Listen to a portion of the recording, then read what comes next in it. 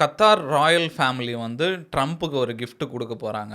இப்ப ட்ரம்ப் மட்டும் அந்த கிஃப்ட்ட அக்செப்ட் பண்ணாருன்னா, யுஎஸ் வரலாற்றிலேயே ரொம்ப வேல்யூபிளான கிஃப்ட் ஒரு பிரசிடென்ட்க்கு குடுத்தது இதுதான் சொல்றாங்க. அத பத்தி பார்ப்போம். இப்ப நம்ம தலைமை டொனால்ட் ட்ரம்ப் ஆகட்டும், எலான் மாஸ்க் ஆகட்டும், இவங்கலாம் வந்து ஹெட்லைன்ஸுக்காக நியூஸ் பண்றானுங்களா? இல்ல இவங்க பண்றதெல்லாம் ஹெட்லைன்ஸ் ஆயிருதான்னு தெரியல. இப்ப ரீசென்ட்டா கூட இந்தியாவும், பாகிஸ்தானும் சீஸ் ஃபயர் அக்ரீமென்ட்க்கு வந்தாங்க. இந்தியா, பாகிஸ்தான் அனௌன்ஸ் பண்ணுறதுக்கு முன்னாடி ட்ரம்ப் அனௌன்ஸ் பண்ணிட்டாரு. நைட்டு ஃபுல்லாக யுஎஸ் கவர்மெண்ட்டு இந்த 2 கவர்மெண்ட் கூட பேச்சுவார்த்தை நடந்தது. ஒரு வழியாக இவங்க சீஸ் ஃபயருக்கு ஒத்துக்கிட்டாங்க அப்படின்ற மாதிரி சொல்லியிருந்தாரு. இல்லை இது வந்து ஃபஸ்ட்டு பாகிஸ்தான் தான் எங்ககிட்ட கேட்டாங்க சீஸ் ஃபயர் இது அக்ரிமெண்ட் பண்ணிக்கலாம் அப்படின்ற மாதிரி. அப்புறம் தான் இதுவாயிடுச்சுன்னாங்க. அதுக்கப்புறம் வந்து மோடியே வந்து யுஎஸ் கவர்மெண்ட் வந்து இந்த விஷயத்துலேருந்து கொஞ்சம் தள்ளி இருங்க அப்படின்ற மாதிரி சொன்னதாக சில நியூஸ்லாம் வந்திருந்தது. அந்த மாதிரி எந்த நியூஸ் எடுத்தாலும் ட்ரம்ப் பேர் இருக்கும். இப்போ ரீசெண்டாக என்ன ஆயிருக்குன்னா, கத்தார் ராயல் ஃபேமிலி வந்து ட்ரம்ப்புக்கு வந்து போயிங் 7478 அந்த ஃப்ளைட்டை வந்து கிஃப்டாக தரப்போகிறதா சொல்லியிருக்காங்க. அதோட மதிப்பே வந்து 400 மில்லியன் இருக்கும் அப்படின்னு சொல்கிறாங்க. ஒரு யூஎஸ் பிரசிடென்ட்டுக்கு கொடுக்கப்பட்ட மிகப்பெரிய கிஃப்ட் இதுவாக தான் இருக்குன்றாங்க. அந்த நியூஸ் வந்து பயங்கர வைரல் ஆயிடுச்சு. அந்த ஃப்ளைட்டை வந்து செல்லமாக ஃப்ளையிங் பேலஸ்ன்னு சொல்கிறாங்க. அது நிஜமாலே பேலஸ் தான் போல். அதோட இன்டீரியரு அதை பற்றிலாம் பார்த்தோன்னா என்னடா இப்படி இருக்குது அப்படின்ற மாதிரி இருக்குது. அதோட ஸ்கொயர் ஃபீட்டே வந்து 4000 ஸ்கொயர் ஃபீட்டாக உள்ள ஸ்கொயர் ஃபீட் மட்டும். அதோட மாஸ்டர் பெட்ரூமே வந்து 500 ஸ்கொயர் ஃபீட்டுன்றாங்க. இங்கெல்லாம் நிறைய பேருக்கு வீடே 500 ஸ்கொயர் ஃபீட்டில் தான் இருக்கும். அது பெட்ரூமே அவ்வளோ பெருசாக இருக்குது. அதுக்கப்புறம் வந்து ஃப்ளோர்ஸ்லாம் வந்து மார்பிளில் போட்டிருப்பாங்களாம். அந்த மாதிரி அந்த ஃப்ளைட்டில் ரூமோட சீலிங்கே வந்து 20 அடி இருக்கும் அப்படின்னு சொல்கிறாங்க. இப்போ நம்ம உள்ளே போனோன்னே மெயின் கேபினே வந்து 186 அடி இருக்குமா லென்த்து. வித்து வந்து 19 அடி இருக்கும் அப்படின்ற மாதிரி சொல்கிறாங்க. அந்த ஃப்ளைட்டில் வந்து 4 கெஸ்ட் பெட்ரூம்ஸ் இருக்கும் அப்படின்னு சொல்கிறாங்க. டைனிங் ஹால், பெரிய டைனிங் ஹால் இருக்கும். அதில் இருக்க சவுண்ட் சிஸ்டமே வந்து $1 மில்லியன் வருன்றாங்க. அதுக்கப்புறம் அந்த ஃப்ளைட்டில் இருக்க கம்யூனிகேஷன் சிஸ்டமே வந்து ஒரு 12 மில்லியன் இருக்குன்றாங்க. நம்ம இங்கே இருக்க இன்டர்நெட்டோட அங்கே மேலே பக்காவாக இன்டர்நெட் கிடைக்கும் அப்படின்னு சொல்கிறாங்க. அதுக்கப்புறம் வந்து இந்த பாத்ரூம் டேப்ஸு, சிங்க்லாம் வந்து கோல்டு பிளேட்டடுன்றாங்க. எதனாலனா இப்போ மற்ற மெட்டீரியல்லாம் வந்து அவ்வளோ ஆல்டிடியூடில் போகும்போது வந்து அது வீக் ஆகிடும் அப்படின்னு நம்ம சொல்கிறாங்க, டேமேஜ் ஆகிடும்ட்டு. அதனால் வந்து கோல்டு பிளேட்டில் பண்ணியிருக்காங்க. அதுக்கப்புறம் இந்த ஃப்ளைட்டு வந்து 1 ஹவருக்கு 13,000 கேலன்ஸ் ஆஃப் ஃபியூவல் பிடிக்குன்றாங்க. அந்த ஃபியூவலை வச்சு நம்ம 10 வருஷத்துக்கு கார் ஓட்டலான்றாங்க. அவ்வளோ ஃபியூவல் பிடிக்குமா. இப்போ அந்த ஃப்ளைட்டில் வந்து ஃபுல் டேங்க் பண்ணோன்னா 9000 கிலோமீட்டர் போகுமா. இப்போ யூஎஸ்லேருந்து டோக்கியோ வரைக்கும் ஒரே ஸ்ட்ரெச்சில் நிப்பாட்டாமல் போக முடியும். அதுவும் இல்லாமல் ரிசர்வும் இருக்குமா, பெட்ரோல் எக்ஸ்ட்ராவே பெட்ரோல் இருக்கும் அப்படின்ற மாதிரி சொல்கிறாங்க. அதுக்கப்புறம் வந்து உள்ள அந்த அளவுக்கு நாய்ஸே இருக்காதுன்றாங்க. 43 டெசிபிள்ஸ் தான் இருக்குன்றாங்க. இப்போ நார்மல் அர்பன் ஏரியாஸ்லலாம் எவ்வளோ டெசிபிள்ஸ் இருக்குமோ அப்படி தான் இருக்குன்றாங்க.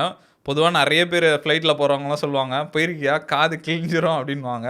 அந்த பிரச்சனைலாம் இதில் இருக்காதுன்றாங்க. இப்போ அவங்க செல்லமாக சொல்கிற மாதிரி இது ஃப்ளையிங் பேலஸ்னே சொல்லலாம். இதில் முக்கியமான விஷயம்னா எதுக்கு இப்போ கத்தார் வந்து அமெரிக்காவுக்கு வந்து கிஃப்ட் பண்ணுறாங்க அப்படின்னு இருக்கோம். இன்றைக்கி நம்ம ஷூட் பண்ணிகிட்டு இருக்க டைம் வந்து யூஎஸ் பிரசிடென்ட் வந்து ஃபஸ்ட்டு அவரோட ஃபாரின் விசிட்டுக்கு கிளம்புறாரு.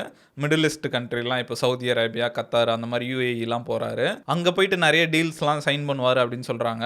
இந்த டைமில் வந்து கத்தார் ஒரு கிஃப்ட் தராங்க அப்படின்னு சொல்கிறாங்க. நிறைய பேர் அந்த ஆப்போசிஷன் பார்ட்டிலாம் என்ன சொல்கிறாங்கன்னா, என்னடா பட்டப்பகலில் இப்படி லஞ்சம் வாங்குறீங்களே அப்படின்ற மாதிரி சொல்கிறாங்க. இது வந்து கான்ஸ்டியூஷனலாக இது வந்து பண்ண முடியாது அப்படின்னு சொல்கிறாங்க. இப்போ ஒரு அமெரிக்கன் பிரசிடென்ட் வந்து இந்த மாதிரி கிஃப்ட்லாம் வாங்கக்கூடாது அப்படின்ற மாதிரி சொல்கிறாங்க. அது மட்டும் இல்லாமல் இது எத்திக்கலாகவும் லீகலாகவும் நிறைய கன்சர்ன்ஸை ஏற்படுத்தியிருக்குன்றாங்க. சப்போஸ் இவர் ஆரம்பிச்சு விட்டாருன்னா இப்போ அவன் கிஃப்ட் வாங்க ஆரம்பிச்சிடும். இப்போ யூஎஸ் கவர்மெண்ட் வந்து கிஃப்ட் அவங்க கத்தார் தராங்க. இப்போ அது மூலிமா அவங்களுக்கு ஒரு பெனிஃபிட்ஸ் இருக்கும்ல. அதனால் வந்து மோஸ்ட்லி யாரும் கிஃப்ட்லாம் வாங்க மாட்டாங்க. இவங்க இதை பண்ணுறதுனால இது ஒரு பேட் எக்ஸாம்பிளாக இருக்கும் அப்படின்ற மாதிரி சொல்கிறாங்க. இப்போ கத்தார் ஏன் ஒரு ஃப்ளைட்டை வந்து கிஃப்ட் பண்ணுறாங்கன்னா அது பின்னாடியும் ஒரு கதை இருக்குது. இப்போ ட்ரம்ப் யூஸ் பண்ணுற ஃப்ளைட் வந்து 747-200 சீரீஸ்ன்றாங்க. இது ஜார்ஜ் புஷ் காலத்துலேருந்து யூஸ் பண்ணிகிட்டு இருக்காங்க. கிட்டத்தட்ட ஒரு 40 இயர்ஸாக வந்து இந்த ஃப்ளைட் இருக்குது. ஆல்ரெடி நெக்ஸ்ட் ஜென்ரேஷன் ஃப்ளைட்டுக்கு வந்து இவங்க அந்த போயிங் கம்பெனி கிட்ட ஆர்டரும் கொடுத்துட்டாங்க. அந்த ப்ராஜெக்ட் வந்து 4 பில்லியனும் பணம் ஒதுக்கியாச்சு. ஆனால் இந்த ப்ராஜெக்ட் வந்து இன்னும் முடியவே இல்லைன்னு சொல்கிறாங்க. போன கவர்மெண்ட் இருக்கும் போதே அந்த ப்ராஜெக்ட் முடிச்சு அந்த ஃப்ளைட் வாங்க வேண்டியது. ஆனால் தள்ளி போயிட்டே இருக்குது. இப்போ என்ன சொல்கிறாங்கன்னா அந்த ஃப்ளைட் வந்து 2027 இல்லை 2029 தான் வருன்றாங்க. அதுக்குள்ளே வந்து ட்ரம்ப் அட்மினிஸ்ட்ரேஷனே முடிஞ்சிடும். அதனால் என்னென்னா கத்தார் வந்து இந்த ஃப்ளைட்டை தரேன்னு சொல்கிறாங்க. அந்த ஃப்ளைட்டுக்கு வந்து ஒரு 13 வயசாகுது, 13 இயர்ஸாக அந்த ஃப்ளைட் இருக்குது. இவர் இருக்க அந்த பீரியடில் வந்து அந்த ஃப்ளைட் யூஸ் பண்ணுவாராம்.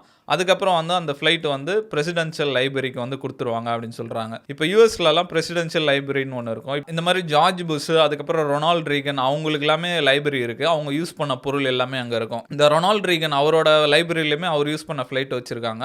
அந்த மாதிரி ட்ரம்ப் யூஸ் பண்ணதுக்கப்புறம் அந்த ஃப்ளைட் வந்து அங்கே போயிடும் அப்படின்ற மாதிரி சொல்கிறாங்க. ஆனால் இதில் நிறைய சேலஞ்சஸும் இருக்குது.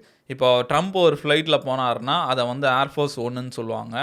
ஏன்னா ட்ரம்ப் வந்து எல்லா டிபார்ட்மெண்ட்டுக்கும் அவர் தான் ஹெட், அது ஏர்ஃபோர்ஸ்க்கும் அவர் தான் ஹெட். அவர் போகிற ஃப்ளைட் வந்து ஏர்ஃபோர்ஸ் ஒன்றுன்னு சொல்லுவாங்க. அது ஒன்றும் நார்மல் ஃப்ளைட்லாம் கிடையாது.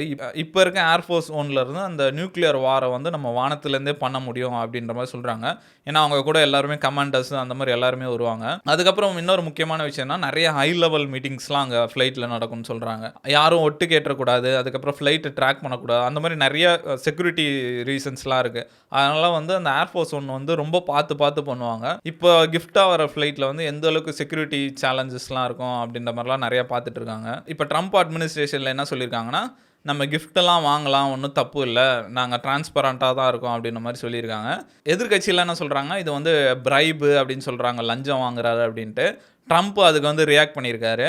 ஒரு 40 வருஷம் ஃப்ளைட்டு பதிலாக இப்போ நம்மளுக்கு ஒரு புது ஃப்ளைட்டு தராங்க, அதுவும் காஸ்ட்டே இல்லாமல் ஃப்ரீயாக டெம்பரவரியாக யூஸ் பண்ண போகிறோம். அது இவ்வளோ டிரான்ஸ்பரண்ட்டாக இருக்குது, அவங்களே வந்து ஃப்ரீயாக தரதுக்கு ரெடியாக இருக்காங்க. நம்ம ஊர் டெமோக்ராட்ஸ்லாம் வந்து காசு கட்டுங்க அப்படின்ற மாதிரி சொல்லிட்டு இருக்கானுங்க. இவனு தான் இருக்கிறதுலே வந்து வேர்ல்டு கிளாஸ் லூசர்ஸ் அப்படின்ற மாதிரி அவர் ஒரு ட்வீட்டும் பண்ணியிருந்தார். கத்தார்லேருந்துலாம் இந்த கிஃப்ட் வருதுன்னா கண்டிப்பாக லக்ஸுரிக்கு பஞ்சமே இல்லை. எனக்கு தெரிஞ்சு அநேகமாக இவர் ஒயிட் ஹவுஸை விட்டுட்டு இந்த ஃப்ளைட்லேயே கூட நம்ம தங்கலாம். ஏன்னா அவ்வளோ ஃபெசிலிட்டி இருக்குது. ஆனால் இது ஒரு பிரைபாக கேட்டால் நார்மல் மக்களாக நமக்கு யோசிக்கும்போது ஒரு வேளை இருக்குமோ. ஏன்னா வந்து இங்கே அப்படி தான், நம்ம தமிழ்நாடு இந்தியாலாம் அப்படி தான், காசாக கொடுக்காத மாட்டிப்பேன், என் வீட்டில் கார் இறக்கிடு, என் ஒய்ஃப்க்கு இந்த டைமண்ட் நெக்லஸ் கொடுத்துரு, அந்த மாதிரிலாம் பண்ணுவாங்க. ஆனால் இது ஒரு பிரசிடெண்ட்டாக யோசிக்கும்போது ஒரு யூஸ்ஃபுல் தான். ஏன்னா நம்ம கை காசு ஒன்றும் போட தேவையில்ல, அந்த காசை வேறு ஏதாவது ஒரு ஃபண்டாக யூஸ் பண்ணலாம், இதை வந்து டெம்பரரியாக யூஸ் பண்ணிக்கலாம் அப்படின்னு. இப்போ ட்ரம்ப் போகிற கத்தார் விசிட்டில் வந்து இதை பற்றிய அஃபிஷியல் அனௌன்ஸ்மெண்ட் வரும்னு சொல்லியிருக்காங்க. அதுக்கப்புறம் இன்னொரு ஒரு இன்ட்ரெஸ்டிங்கான விஷயம் என்னென்னா, இந்த போயிங் 747-8 வந்து உலகத்திலே மொத்தம் 7 தான் இருக்குது ப்ரைவேட் ஜெட்ஸாக. ஏர்லைன் கம்பெனிஸ்லாம் நிறையா வச்சுருக்காங்க, ஆனால் ப்ரைவேட்டாக வந்து 7 பேர் கிட்ட தான் இருக்குது. அதே மாதிரி கத்தார் ராயல் ஃபேமிலி கிட்ட இருக்குது. அதில் ஒன்று தான் ட்ரம்ப்புக்கு கொடுக்க போகிறதா சொல்லியிருக்காங்க. இந்த நியூஸ்லாம் பார்க்கும்போது 2 பேர் சைட்லேயும் ஓகே தான். கத்தாரும் சொல்லியிருக்காங்க, ஆமாம் நாங்கள் பேச்சுவார்த்தை நடத்திட்டு இருக்கோன்ட்டு. ட்ரம்ப்பும் வந்து ஃப்ரீயாக கிடைக்குது, யாருக்கு வேணாம் அப்படின்ற மாதிரி சொல்லியிருக்காங்க. இந்த வாரத்தில் வந்து அஃபிஷியல் அனௌன்ஸ்மெண்ட் வரும்னு நினைக்கிறேன். மேபி ட்ரம்ப்புக்கு பர்சனலாக க்ளோஸாக இருக்க நிறைய யூடியூபர்ஸ்லாம் இருக்காங்க, ஃபுல் சென்ட்டு அந்த மாதிரி. அவங்கள வந்து உள்ளே கூட்டு போய் ஏதாவது வீடியோ பண்ணாருன்னா நம்மளும் பார்க்கலாம் என்ன தான் இருக்குது அப்படின்ற மாதிரி. அப்படி இல்லைன்னா ட்ரம்ப் யூஸ் பண்ணி முடிச்சோடனே அது யூஎஸ் பிரசிடென்ட் லைப்ரரிக்கு வந்துச்சுன்னா மக்கள் ரொம்ப ஆர்வமாக போய் பார்ப்பாங்கன்னு நினைக்கிறேன் எப்படி இருக்குன்ட்டு.